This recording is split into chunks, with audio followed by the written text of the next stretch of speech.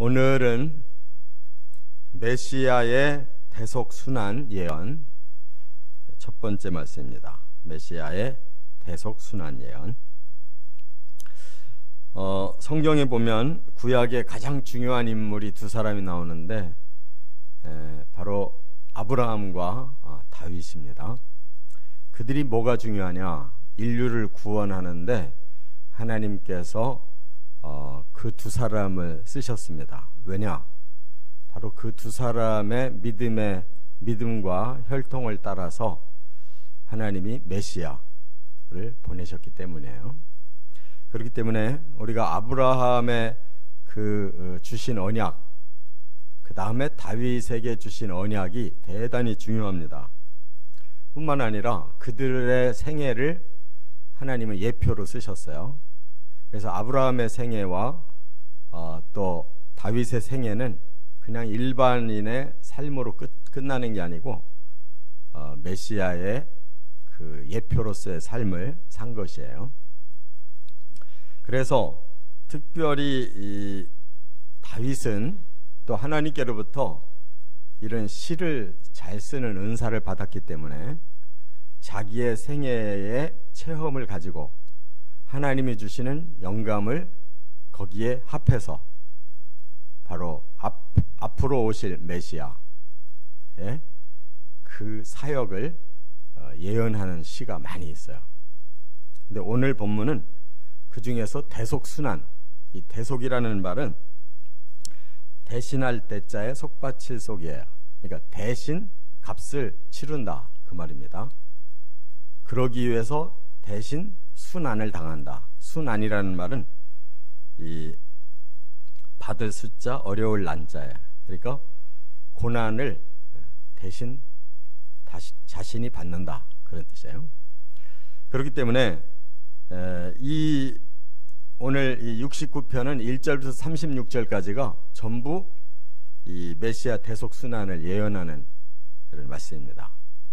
너무너무 소중한 말씀인데 이 오늘 본문에도 바로 4절 같은 경우가 그대로 요한복음에 인용이 되고 있어요. 예수님께서 이 말씀을 가지고 인용해서 말씀했는데 그만큼 이 시편 69편은 메시아의 순환에 대한 예언이기 때문에 예수님도 인용하고 사도 바울도 바로 로마서나 이런 에베소서 같은데 이런 고난에 대한 것을 인용하고 있다 그 말이에요.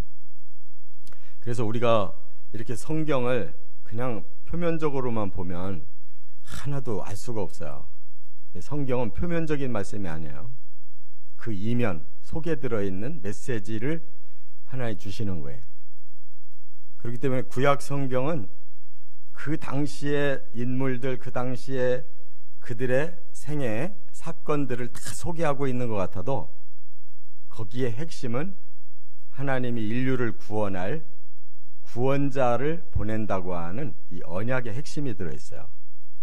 그것이 쏙 빠져버리고 구약 성경을 우리가 읽고 내게 적용하게 되면 이 세상 문제만을 푸는 책이 돼요. 그래서 구약에 많은 복이 나오고 저주가 나오고 그것이 다 이 세상에서 이루어지는 것으로 생각한단 말이에요. 많은 사람들이 이 말씀, 진리를 왜곡하고 있어요. 이 세상에 이루어지는 게 아니고 영원한 나라에서 영원한 복을 받든지 영원한 불못에서 영원한 형벌을 받든지 그게 구원의 문제인 거예요. 그래서 오늘 본문에 그걸 위해서 그 구원을 위해 메시아가 어떤 순환을 당할 것인가를 쭉 얘기하는데 이 말씀이 너무 깊고 또 분량이 많아서 이렇게 좀 잘게 쪼개서 말씀을 상고합니다. 오늘은 1절부터 5절까지 중에 세 가지 순환을 말씀하고 있어요. 첫째는 1절부터 3절에 보면 죽음에까지 이를 수밖에 없는 순환이라는 거예요. 예수님은 하나님 자신이신데 하나님이 사람으로 오셔서 사람이 당해야 될 죽음이라는 형벌을 대신 당하는 거예요. 우리 사람에게는 가장 큰 형벌이 뭐냐? 죽음이에요. 사람에게 최고의 형벌은 죽음이에요. 뭐 어떻게 죽든 간에 사람의 생명이 끝난다는 것이 가장 큰 저주인 거예요. 그런데 이제 사람들은 이 겉으로 보이는 사람만 생각하기 때문에 내 몸이 죽으면 끝나는 걸로 생각하는데 그게 아니에요. 영혼의 죽음이 더 중요한 문제예요. 오늘 그거를 지금 밝히고 있단 말이에요. 영혼의 죽음까지. 자, 여기 1절에 보니까 이렇게 말씀했어요. 물들이 내 영혼에까지 흘러들어왔나이다 그랬어요. 이 물이라는 게 뭐예요? 물이 유용한 것도 있지만 물이 아주 무서운 심판도 주고 저주도 내리는 게 물이에요. 인류에게 최초의 심판이 바로 홍수 심판이었잖아요. 그걸 의미하는 거예요 지금.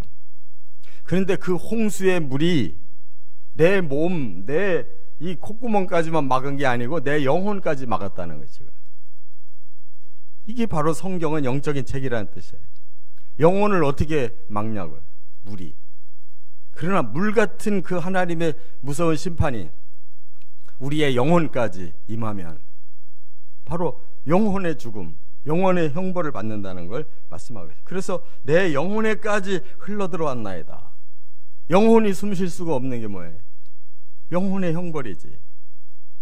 이런 건 비유지만 그렇게 지금 위급함을 느끼고 있다는 뜻이에요. 2절에 보니까 설 곳이 없는 깊은 수렁에 빠지며, 이제는 물이 조금 바뀌어서 어떤 거냐, 땅바닥에 있는데 수렁이라는 거예요. 그런데 이 수렁이 어떤 수렁이냐면 설 곳이 없는 수렁이래요. 그러니까 한번 빠지면 바닥이 없어요. 이 발이 닿아야만 살 수가 있는데 바닥이 없이 계속 빠져들어간다. 그럼 어떻게 되는 거예요? 꼼짝 못하고 빠져들어가요. 이게 바로 지옥과 같은 그런 의미를 여기 부여하고 있다 그 말이에요. 또 깊은 물에 들어가니, 깊은 물, 수렁이나 깊은 물이나 똑같이 한번 빠져들어가면 헤어나올 수가 없는 거예요. 그 다음에는 큰 물이 내게 넘치나이다 그랬어요. 얼마나 강한 물인지 내가 옴싹달싹 할 수 없이 그 큰 물에 압도되고 그 큰 물에 쌓여서 그 속에서 죽는다는 거예요. 망한다는 거예요. 여기에 이 큰 물이라고 하는 이 원어가 슈블레트라고 그러는데 거세게 덮쳐온다는 거예요. 그게 바로 창세기에 하는 홍수 심판을 의미하는 거예요. 거세게 덮쳐와가지고 사람이 어찌할 방도가 없는 거예요. 그래서 그 물이 이 땅에 넘쳐서 모든 생물이 다 죽어버린 거예요. 지금 다윗은 그것을 이렇게 표현하는 거예요. 그런데 이걸 누가 지금 당하냐면 자신이 당하고 있대요. 자신이. 근데 다윗은 바로 메시아를 예표하는 인물로 지금 자신의 고난을 이렇게 표현하고 있는 거예요. 다윗은 평생 잘 살고 마지막 술을 다 하고 죽었습니다. 메시아처럼 쌩쌩한 가운데 그대로 죽음당한 분이 아니에요. 그렇기 때문에 자기의 그 죽을 것 같은 고난을 통해서 그 뭔가 영적인 감각을 가지고 하나님이 주시는 그 예언을 여기에서 지금 말씀하고 있는 거예요. 그러니까 다윗도 다 몰라요. 하나님이 주시는 말씀이기 때문에 그걸 자기가 깨닫는 영감으로 지금 표현하고 있는 거예요. 이와 같이 하나님께서 자기 자신이 옴싹달싹 할 수 없는 그러한 치명적인 그런 환난, 죽음의 이 두려움을 지금 주셨다는 거예요. 그래서 3절에 이렇게 부르짖잖아요. 내가 부르짖음으로 피곤하여 나의 몸이 마르며 나의 목이 마르며 나의 하나님을 바라서 나의 눈이 쇠하였나이다. 얼마나 살고 싶어서 몸부림치며 하나님 앞에 부르짖었는지 자기 자신이 피곤하대요. 이 피곤하다라는 말은 이 야가라고 그러는데 원어가 지쳐서 쓰러졌다는 뜻이에요. 더 이상 기력이 없다는 거예요. 일어설 기력이 없어요. 그 다음에 목이 마르다. 여기 목이 마르다라고 하는 것은 지금 물속에 빠졌는데 목이 마르다라는 표현이 이상하잖아요. 그 원어의 뜻은 그게 아니에요. 여기 하라프라고 그러는데 불에 타서 숯이 됐다는 뜻이에요. 제가 생명을 건져보려고 하나님 앞에 부르짖다 보니까 이제는 쓰러져서 다시 일어날 기력도 없고 그 간절한 마음이 불이 타서 숯이 돼버렸습니다. 그렇게 지금 말하고 있는 거예요. 또 나의 하나님을 바라서 나의 눈이 쇠하였나이다. 너무너무 하나님 앞에 부르짖고 눈물을 흘리다 보니까 눈도 시력이 죽었다는 거예요. 이렇게 사람이 죽어가는 과정을 아주 기가 막히게 표현하고 있다고요. 이 죽음이 누구 것이냐? 바로 메시아의 죽음. 온 인류의 죄값을 해결하기 위해 대신 죽어야 되는 희생의 메시아의 순환을 여기서 보여주는 것이다, 그 말이에요. 예수님이 그렇게 기도하셨어요. 순환을 제자들한테 예고하고 이제 가자 기도하러 겟세마네로 가셔서 얼굴을 땅에 박고 무릎 사이에 끼고 하나님 앞에 기도할 때 그 땀방울이 핏방울로 변했다는 거예요. 그리고 하나님 할 수만 있으면 이 잔이 내게서 지나가게 해주십시오. 죽지 않고 싶다는 거예요. 그러나 주의 뜻대로 되기를 원합니다. 죽음을 거기서 완전히 하나님 앞에 고백하고 받아들이잖아요. 그 죽음의 기도를 했기 때문에 그 다음부터는 예수님이 그냥 당당하게 다 모든 것을 다 수용하셨잖아요. 여기서 눈이 쇠했다라는 뜻이 그냥 눈이 잘 안 보인다는 뜻이 아니에요. 이 원어가 칼라라고 그러는데 파괴됐다는 뜻이에요. 제 눈이 파괴됐습니다. 더 이상 안 보인다는 거예요. 생명력을 잃었다, 그런 뜻이에요. 이렇게 인류의 죄값은 죽음인데 이 죽음을 바로 메시아가 대신 순환을 당함으로 인류의 죄가 풀어지는 거예요. 깨달으시기 바랍니다. 두 번째, 4절에 보면 죄도 없이 당하는 순환이었다는 거예요. 이러한 그런 벌은 누가 받느냐? 죄인이 받는 거예요. 죄진 사람이 죄값을 받는 거라고. 그런데 왜 메시아가 순환당하느냐? 바로 그 죄값을 위해서 자신은 죄가 없이 당해야만 남의 죄값이 풀어지는 거예요. 메시아는 죄가 없어야 돼. 그래서 여기 죄도 없이 당하는 순환이라는 것을 밝히고 있어요. 까닭없이 나를 미워하는 자가 나의 머리털보다도 많습니다. 까닭없이 미워한다. 이게 죄가 없다는 거예요. 죄가 없는데 죄가 있게 만들었다는 거예요. 그러니까 바로 메시아는 죄 없이 죄인이 된 거예요. 그 대상자들이 머리털보다도 많대요. 그러니까 온 인류의 죄값을 죄 없는 메시아가 지기 위해 까닭없이 미움당하는 이 고난을 당하고 있다라고 말씀하고 있는 거예요. 여기 까닭없이라는 말이 무고하다는 뜻이에요. 이 말은 흰남이라고 그러는데 죄가 없는데 고발당했단 말이에요. 죄가 없는데 지금 죄인이 됐단 말이에요. 죄가 없는데 그 죄값을 치른단 말이에요. 이 무고라는 뜻이 무지무지 중요한 거예요. 바로 우리 죄값을 대신 떠안은 분이 죄 없이 이렇게 당해야만 그 죄인들의 죄값을 풀어줄 수가 있는 거예요. 이게 하나님의 공의의 원리라는 거예요.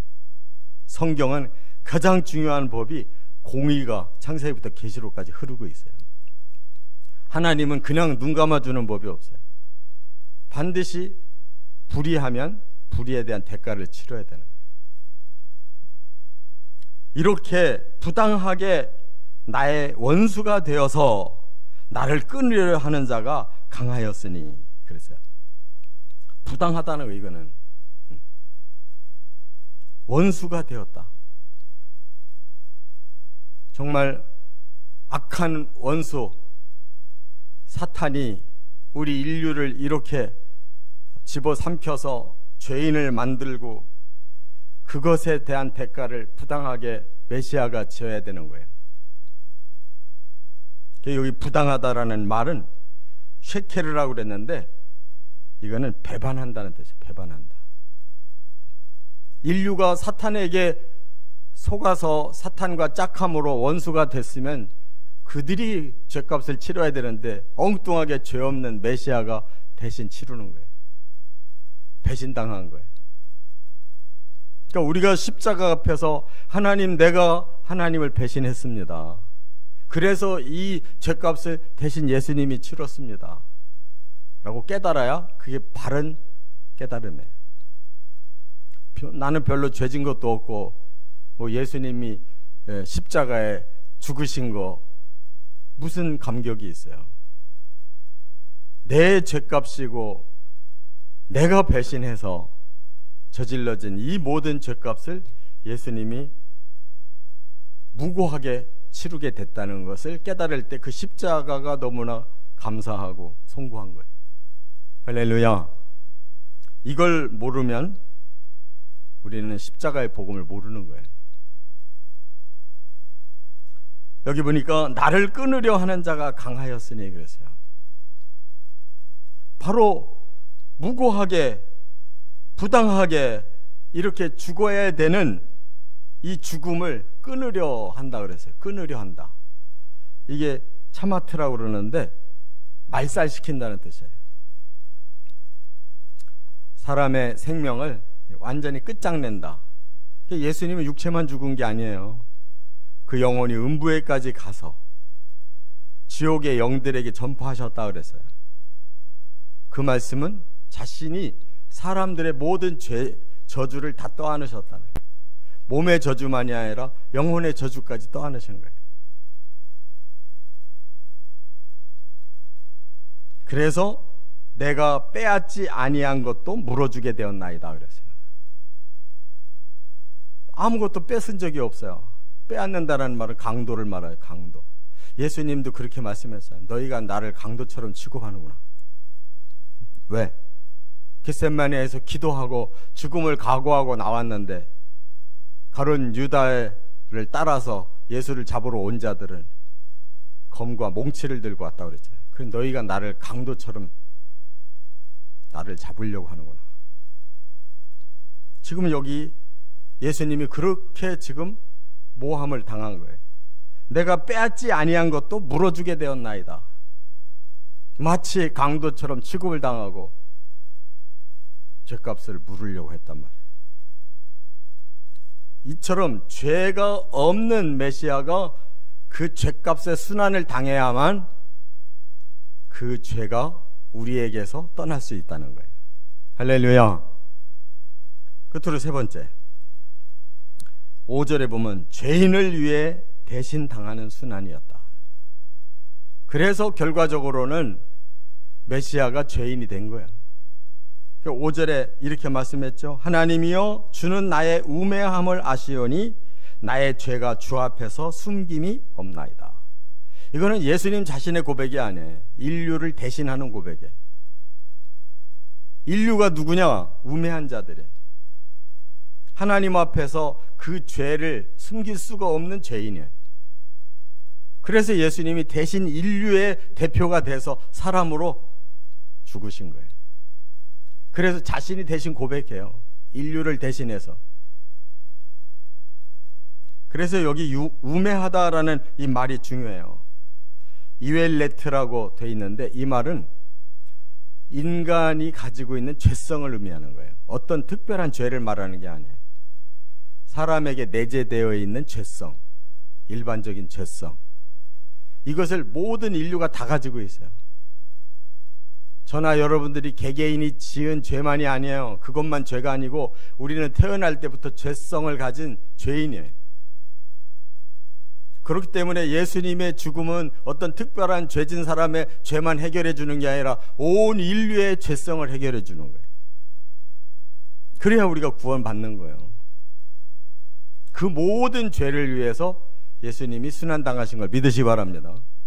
우리가 아직 짓지도 않은 것까지도, 그 죄성까지도 위하여 예수님은 대신 순환당하셨다는 거예요. 그래서 주 앞에 숨김이 없나이다. 우리 죄는 주님 앞에 숨길 수가 없습니다. 그러니까 우리가 좀 더 깨닫는다면 나의 그 속 깊이 들어 숨어 있는 죄성까지 발견하고, 바로 이것까지 하나님이 우리를 위해서 다 대신 그리스도를 통해 지불해 주셨구나. 그걸 깨달아야 죄송한 마음이 들고 내 죄가 얼마나 두려운 일인가를 깨닫는 거예요. 그래야 내가 구원받은 것이 얼마나 큰 감격인가를 아는 거예요. 그런 걸 모르는 사람이 십자가 바라보고 나 믿습니다, 구원받은 줄 믿습니다 하는 다 헛소리예요. 죄인이라고 느끼지도 못하면서 어떻게 죄를 해결받았다는 그러한 기쁨이 있고 감격이 있냐고. 이처럼 하나님은 죄를 무섭게 보시고 물으셔요. 죄에 대해서 아주 예민하신 거예요. 하나님은 죄 문제 해결하지 않고는 넘어갈 수가 없어요. 구원은. 이런 속 깊은 이러한 죄를 해결해 주시는 그 하나님의 은혜를 알아야 십자가를 아는 거고, 그 십자가를 알아야 부활이 얼마나 위대하고 우리에게 영원한 생명을 줄 수 있는 유일한 길이라는 걸 아는 거예요. 그러니까 겨우 십자가는 조금 아는 것 같은데 부활을 못 믿는 사람들, 자기 죄가 어떤 죄고 자기 죄가 어떻게 풀렸는지를 모르는 사람들이에요. 부활을 모르는 거는 복음을 모르는 자들이에요. 그러니까 하나님의 말씀을 바르게, 정직하게, 깊게 들여다봐야 될 거 아니에요. 안 보고 덮어놓고 무조건 나는 믿습니다, 구원받을 줄 믿습니다 하는 것이 그게 얼마나 허무맹랑한 무지한 믿음이냐고. 십자가와 부활은 거저 만들어진 게 아니에요. 그냥 꾸며낸 얘기가 아니고, 하나님이, 공의의 하나님이, 사랑의 하나님이 어떻게 하면 인류를 구원할 수 있을까, 모든 것을 다 대입해서 최종의 그 결과물이 십자가와 부활이라는 거예요. 우리의 신앙의 깊이가 이렇게 점점 더 들어가서 정말 예수님이 우리를 위해 당하신 순환이 얼마나 위대한 것인가 깨닫고 늘 감사하고 그 나라의 구원을 사모하시기를 주의 이름으로 축원합니다.